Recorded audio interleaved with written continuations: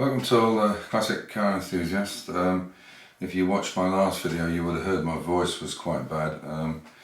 Probably overdid it somewhat. In about 10 days I'm going to be 65 and driving nearly 3,000 miles or nearly 5,000 kilometers in a week, and meeting as many people and going to as many businesses and things that I needed to visit was pretty harrowing. And by the time it came to the Monday that I was driving back, I was just really done in, and it's taken me 3 or 4 days just to get my voice back and kind of get back on track. Lost any feeling of any strength in my arms and everything. So, I'm not complaining.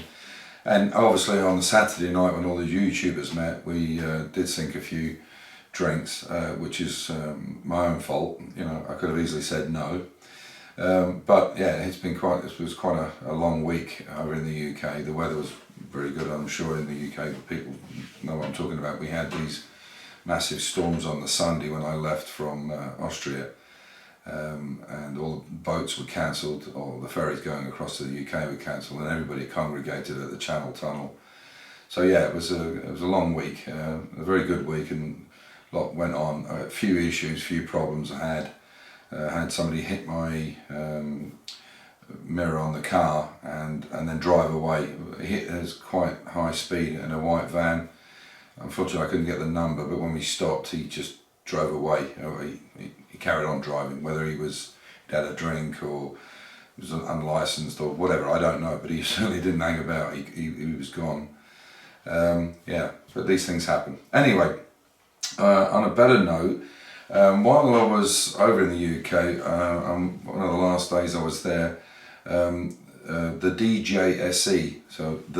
DJSE, which is Alex Hart, has started a new series where he's interviewing YouTubers, and I did the first one with him, mainly because obviously I'm only over in the UK once a year, so he grabbed the opportunity while it was there. But he's going to do it with everywhere. He's even going to do podcasts and that with the guys in America and so on. So really interesting, because it's a kind of 10 questions or 10 minutes of questions, unedited, not been scripted or anything. This is as they come, so you don't know what the questions are going to be, because they will be changed a bit. So have a look on that. It's the DJSE. Some quite interesting stuff, because sometimes you think you know people and you don't really know everything about them. Well, you can't know everything, but you know what I mean. And on the last note, before we do the video, I'll show you the video, I wanted to put a big public thank you to Paul Jeffries for building this engine for us. It's way above the expectations that we had, certainly I had anyway, and I hope my partner in the track car will be just as happy. Paul is coming over once we've got the engine fitted and first tested, and then when we start to go to the track days, Paul's going to come over and have some time with us, a week with us, to set the car up and drive it as well, along with Amir, myself and Joseph, who is the only part owner in the car, half owner.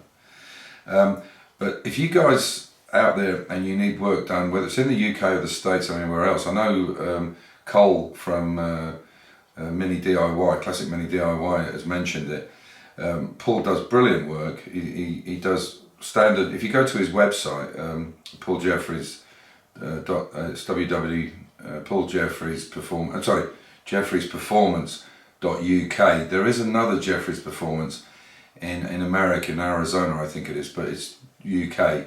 If you go to his website, he's got all his details there, and I say he's a great engine builder and gearbox builder. He'll do whatever, and he does standard work as well, standard engines I mean, and high performance. And I highly recommend him. He's got some very good comments on his Facebook site and everything else. But like I say, it's not just performance stuff. He does 850s right up to whatever you want. And I have to say, for this performance engine, obviously I don't want to go into details because it's Paul and mine's business. But I can tell you, for what it would have cost to go to somebody like I don't know, Swift Tune or MED or some of these other builders that are well known for race millimeter gears and Mini 7s and whatever, the cost was half, literally half. So I didn't do that just because I wanted the right engine, but I also didn't want to get my pants pulled down on the price as well. We had a limited budget, or a certain budget, and we wanted to keep to it. And Paul kept it to that budget, which I was absolutely amazed at, and gave us the kind of performance we're going to get from it, or we've seen even on the tuning. And on that note as well, the chap that did the tuning at BH Performance, it's actually, they've got their initials BHP, but it's BH Performance, did a brilliant job. I mean, he put 6 different jets into this Weber, and he just took it at stages, because the engine's only had 200, 300 miles tops on it. It still needs to be running properly, which we will do before we, really kind of hammer it.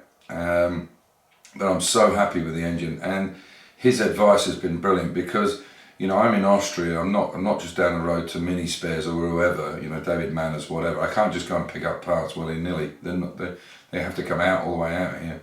So we went for the engine that would probably give us the best power for what we want, and with less maintenance, for want of a better word, or more, I'm trying to think of the right word to use, but reliability possibly, because you start going to 13, 18, 14, 10 and all that, the bores are getting extremely close. You're taking the engine to well above its tolerances, and you can expect failures, especially at massive high revolutions and torque that these engines are putting out.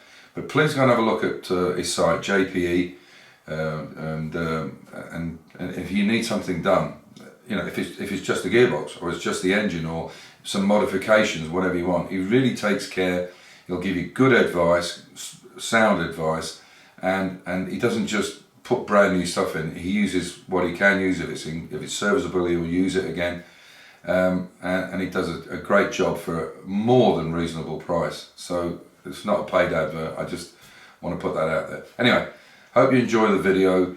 Maybe there's a few different things in it. Unfortunately, there's some of the bits I can't get the engine started just now, because I need some extra bits, which you'll hear about in the video. So thanks for watching. Take care. So I'll just put the bonnet back on. What Amir's done is, we've got a local scrap metal dealer, and he's got this aluminium, which he's made a grill out of. And what he's done, he's actually put it in with fiberglass resin, and obviously what we'll do is we'll paint this front bit orange, the grille and the 2 headlights, and also the rest of the car will be the Golf baby blue with the orange stripe going through them, which is going to be the livery. This is why the engine is orange. So what I'm going to do now, I'm going to take this off, because I have to fit some parts. I have to take this Weber back off, because I want to put the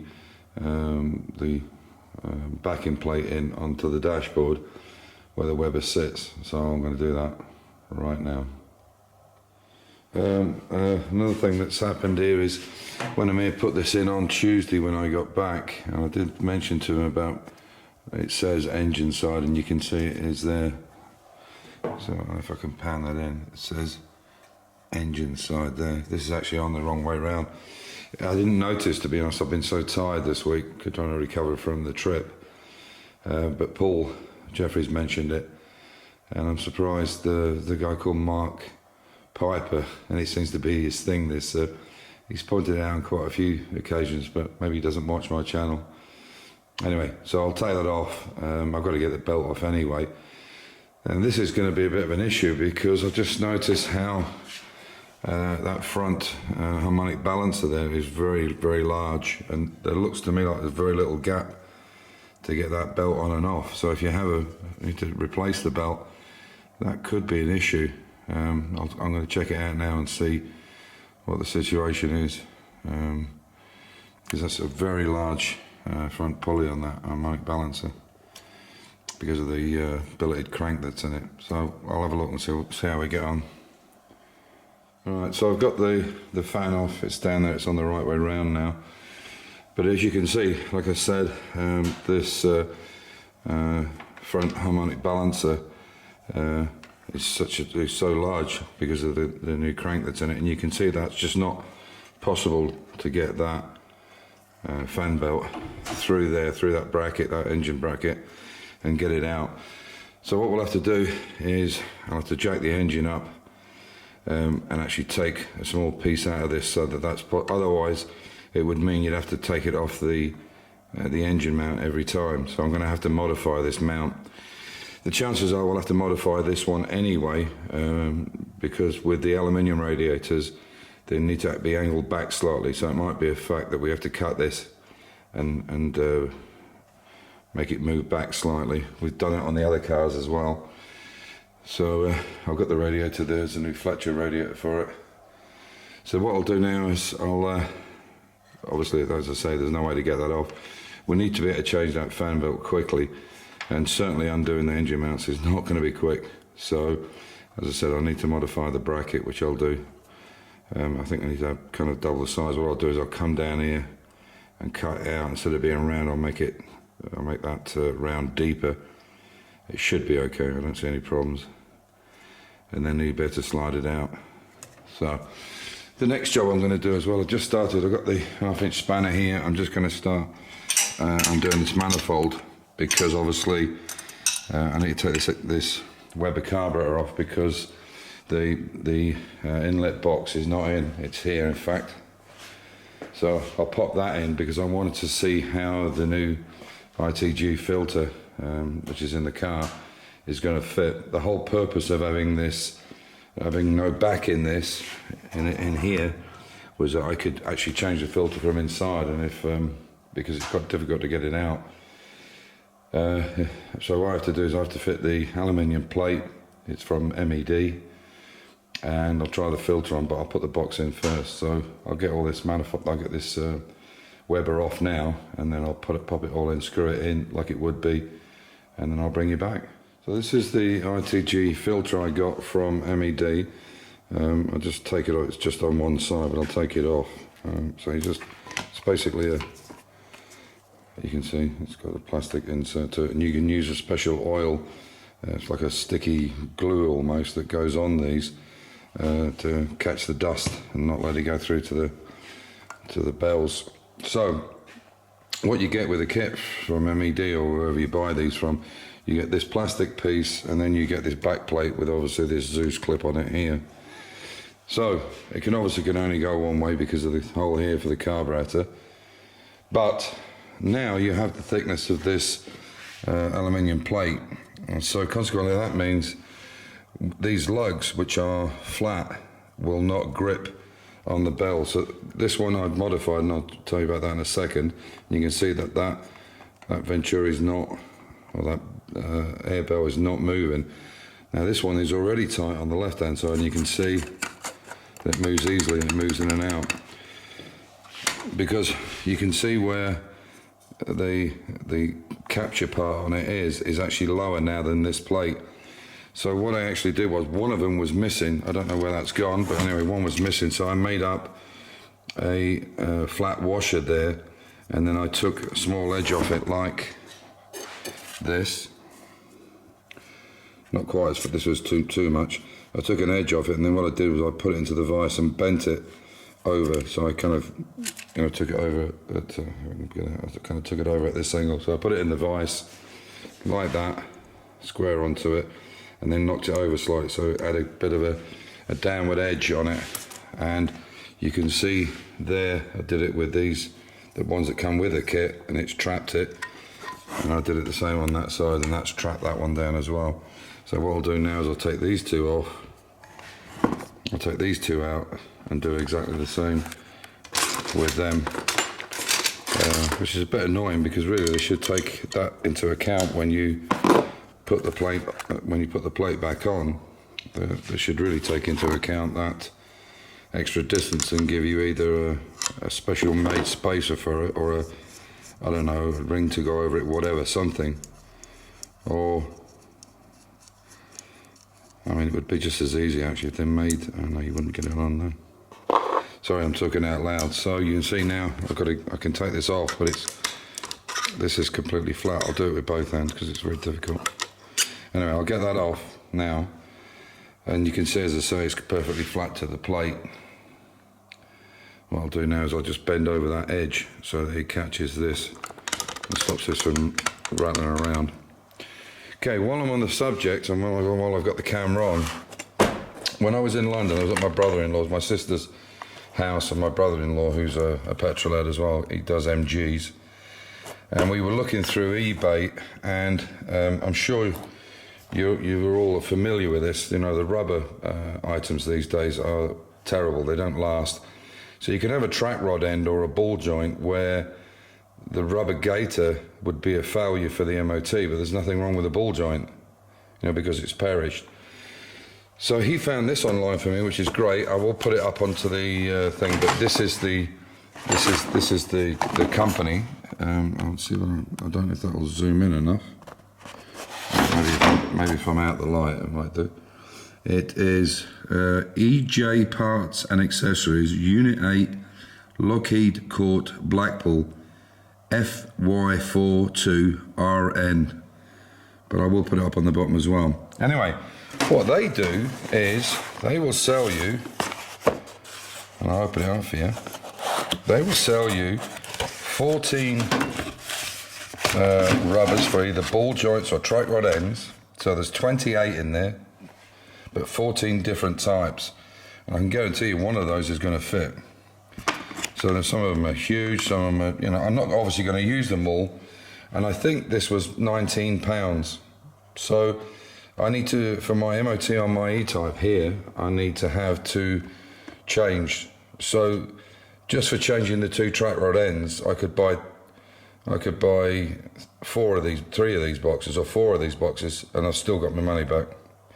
And the minis are pretty much the same, as everybody knows, these rubber tops to stop any dirt getting in to the ball joint and causing wear. So that's a great little bit of kit. So, and as I say, you can have them in, you can buy them in pairs, you can buy them in, 7s, 14s, whatever you want. But I think that's a really nice little alternative to find a, you know, as I said, there's chances I won't probably use them all, but that's a nice little thing. And as I said, it's EJ Parts and Accessories, but I will put it into the description below when I finish the video.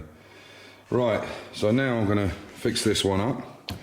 I've now got the space now to put in this box section. So what I can do now, I can easily lift that up, and it should, without any bother, he says, confidently. It's hard to hold the, oh no, don't say that. Oh, whoa, this is not clever. Oh, I do not believe it. Maybe, aha. Oh, this looks like this is going to be a bit of a jigsaw. I do not believe that doesn't go in there with the engine in place, but I need to make it fit. So I'll bring you back once I get it fitted in the hole.